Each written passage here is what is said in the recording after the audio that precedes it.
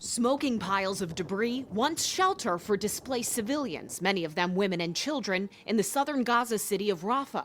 It's the aftermath of an Israeli strike Sunday, the military says was aimed at a Hamas compound, killing 2 of its leaders. Meanwhile, in Tel Aviv, Israeli air defenses intercepted at least half a dozen rockets, the first aimed at the area in 4 months. The Israeli military says no one was injured in this attack claimed by Hamas. The latest violence potentially jeopardizing or at least further complicating the resumption of ceasefire talks expected Tuesday in Cairo. Israeli Prime Minister Benjamin Netanyahu under pressure to accept a deal and prioritize hostages over military action, facing protests like these in Tel Aviv. I don't say this is more important than that is more important. I say both of them are important. Without military pressure, basically without, squeezing them, Hamas is not going to give up anything. Across the world, President Biden also under immense political pressure, both by critics who say he's turning his back on Israel with remarks like this. It's a humanitarian crisis in Gaza.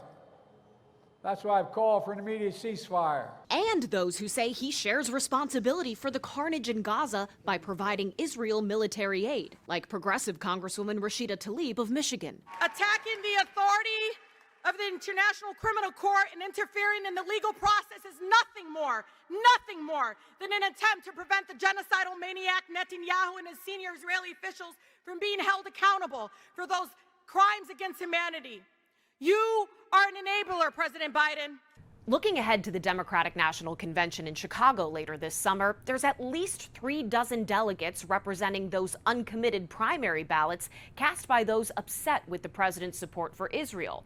Though small in size, leaders of the group say they hope to take full advantage of being in the national spotlight.